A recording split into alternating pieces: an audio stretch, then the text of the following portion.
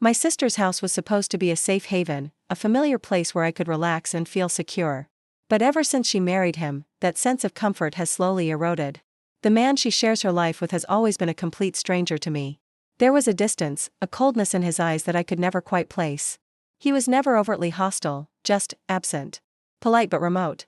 He was never friendly, never made an effort to connect, to be part of the family in a way that felt genuine. Until that one night. That one terrible night changed everything. The house was quiet, shrouded in the deep stillness of the early morning hours. I was asleep in the guest room, a room I'd slept in countless times before. But this time, something jolted me from my dreams. It wasn't a loud noise or a sudden movement. It was a feeling. A primal sense of danger that made the hair on my arms stand on end. I opened my eyes, and the darkness of the room was absolute, except for the faint moonlight filtering through the blinds. And then I saw him. A silhouette looming over me, a shape that my mind struggled to recognize in the disorienting haze of sleep.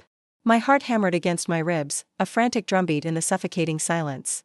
It was him. My sister's husband.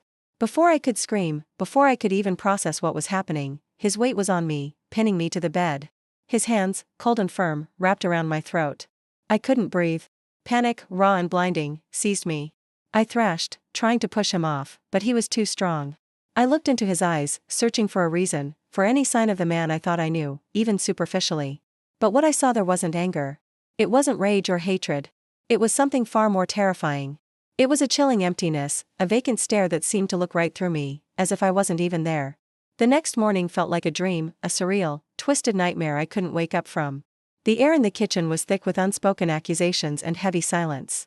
I tried to talk to my sister, my voice trembling as I recounted the horror of the night.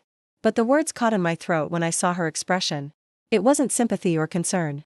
It was confusion, disbelief, and then, a slow dawning suspicion directed at me. He stood beside her, his face a mask of innocence. He claimed he didn't remember a thing. He said he must have been sleepwalking, that it was all a terrible misunderstanding. He looked at me with those same empty eyes, but now they held a flicker of something else, a calculated plea for pity. My sister, caught between the man she loves and the sister she's known her whole life, chose him. She isn't speaking to me. She looks at me as if I'm the one who did something wrong, as if I'm some kind of troublemaker trying to tear her happy life apart. Suddenly, I'm the outsider, the liar, the one who is causing all the pain. In my own family's home, I'm the one who feels like a stranger. The silence from my sister is louder than any argument we've ever had. It's a wall between us, built brick by brick with his denials and her doubt. I feel completely and utterly alone, trapped in a story where I'm being painted as the villain. Now I'm faced with an impossible choice.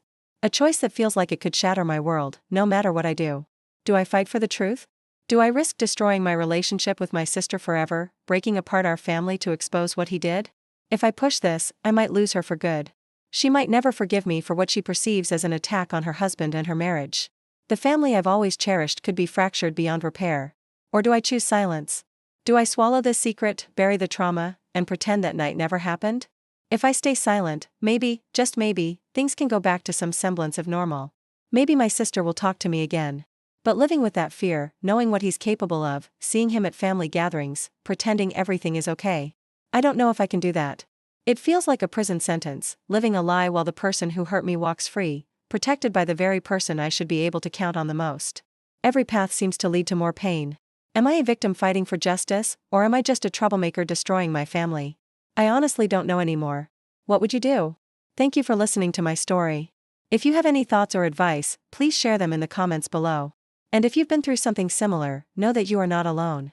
There are resources that can help. You can reach out to the National Sexual Assault Hotline for confidential support. Remember to subscribe for more stories where your judgment matters. We'll see you in the next one.